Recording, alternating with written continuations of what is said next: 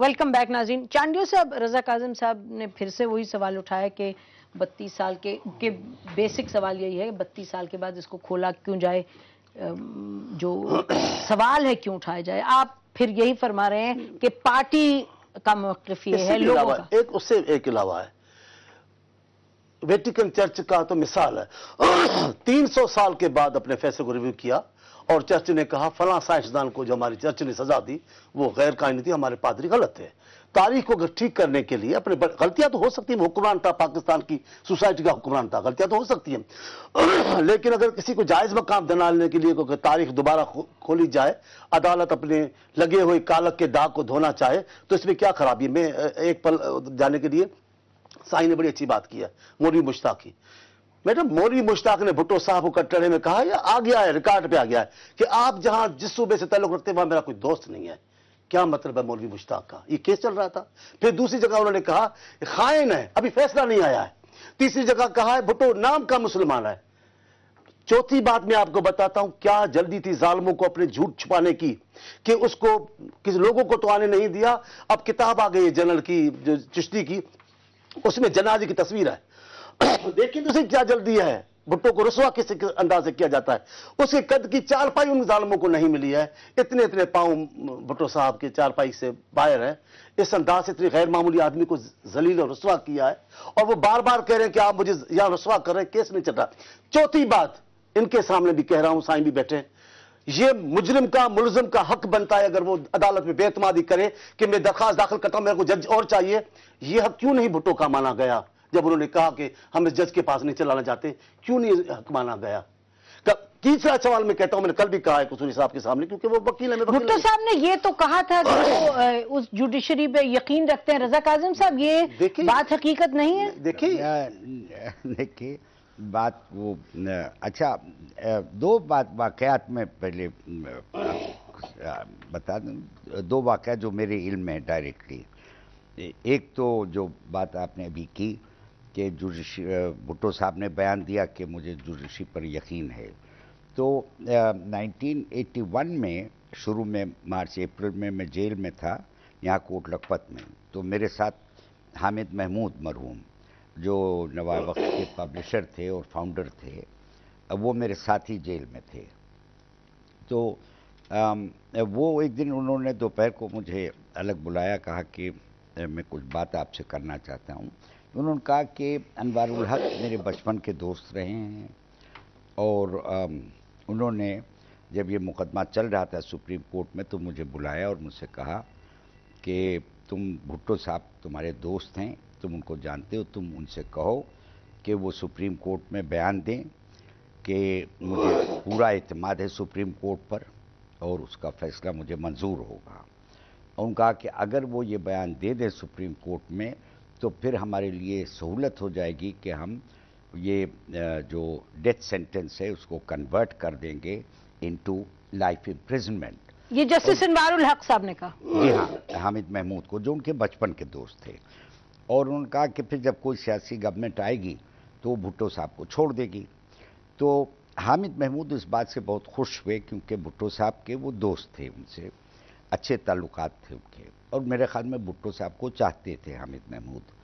تو وہ انہوں نے کہا کہ میں بھٹو صاحب سے مل ہی نہیں سکتا ہوں کیونکہ وہ تو اس مقدمے میں جیل میں بند ہے اور ان کو مل نہیں سکتا.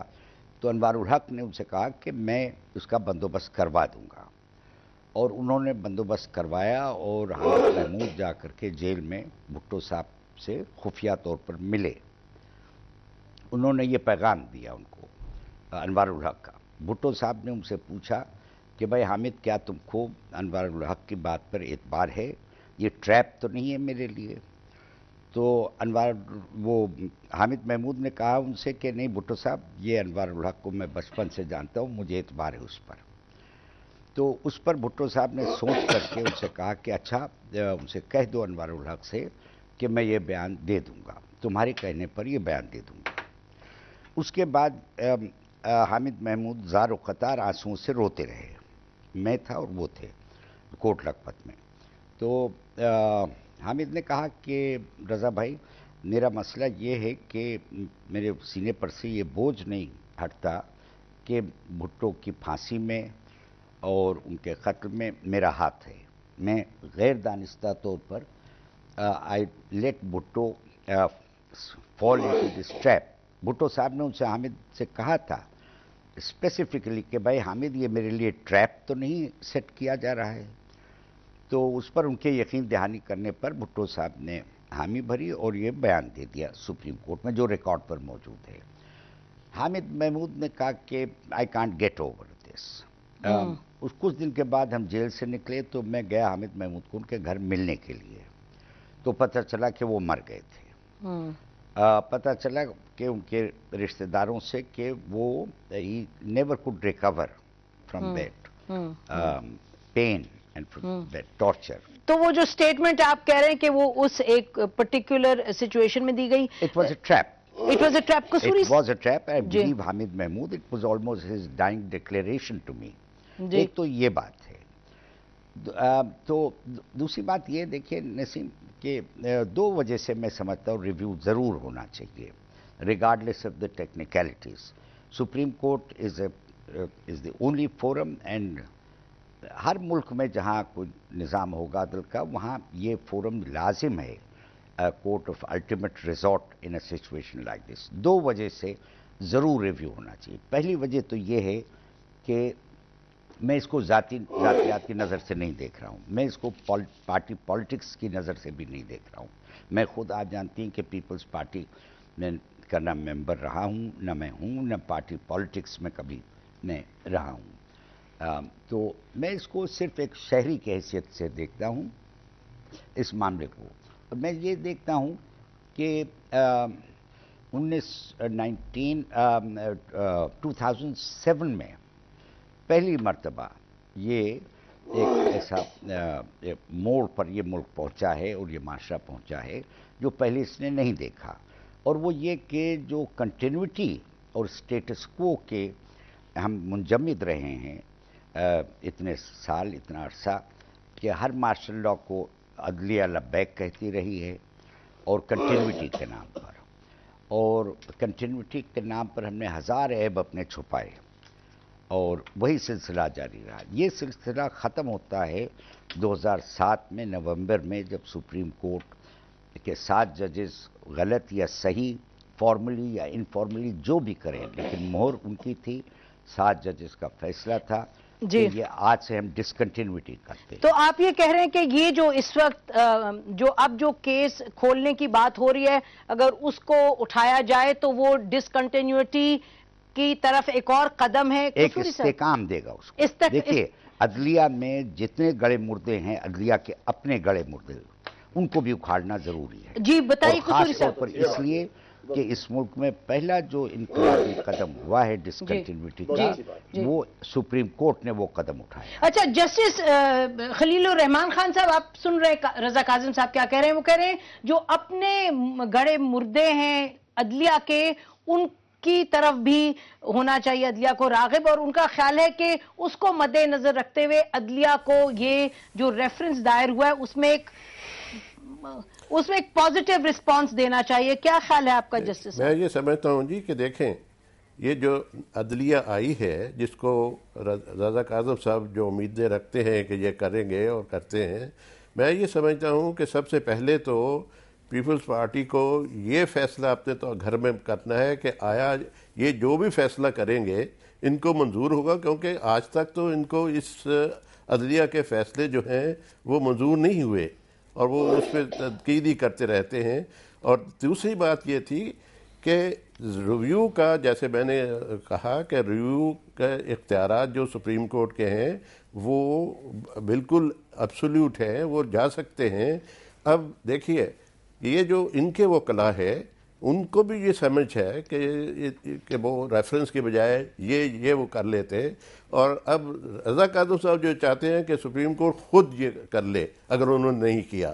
سوال تو یہ صرف یہی ہے. دیکھیں یہ بڑے میچور الحمدللہ اس وقت عدلیہ ہے, اور چیف جسٹس کا ابھی کل پرسوں کی جو پروسیڈنگ کنٹیمپٹ کی ہوئی ہیں اس پہ جو خود کہتے ہیں کہ جی ہم ان پروسیڈنگ سے متفق ہیں اور ہمیں تسلی ہوئی ہے.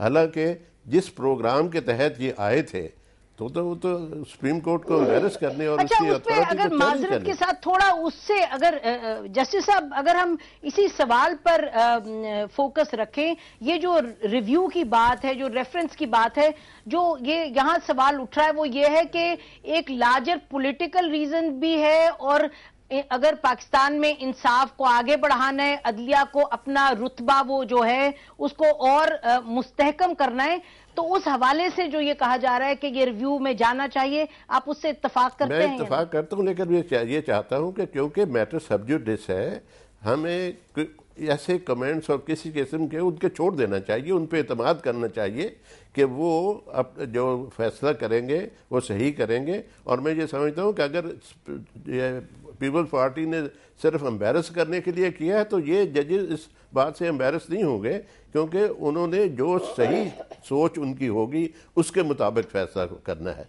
अब सवाल ये है कि हमें अपने आप को तैयार करना है कि जो भी वो फैसला करे और जो समझे कि ये मुनासिब है उसको हम एक्सेप्ट करें, ना कि उसको ये जो रवायत खास तौर पे पीपल्स पार्टी ने शुरू कर रखी है कि हर चीज को वो चैलेंज करना और ये कहना कि जी हमारे फैसले आप नहीं सही होते। फरमा रहे, वो एक अलग पॉइंट है, लेकिन आप फरमा ये रहे हैं कि रिव्यू में जाना चाहिए, और लेकिन साथ साथ आप ये भी कह रहे हैं कि पीपल्स पार्टी को जो भी फैसला हो अदलिया का वो मंजूर होना चाहिए। जायज बात है। नाज़रीन, इस पॉइंट पर ब्रेक लेते हैं, ब्रेक के बाद आएंगे और फिर हम उसी सवाल को फिर से उठाएंगे कि क्यों कर 32 साल के बाद ये सवाल उठाया जाए।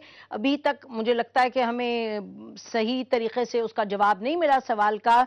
हम कसूरी साहब के पास आएंगे, कामरान शफी साहब के पास आएंगे और ये पूछेंगे कि आम लोग जो है पाकिस्तानी जो हैं इस वक्त, उनको क्या इसमें क्या फायदा क्या नजर आएगा कि ये जुल्फिकार अली भुट्टो साहब की फांसी का केस फिर से खोला जाए। एक ब्रेक के बाद।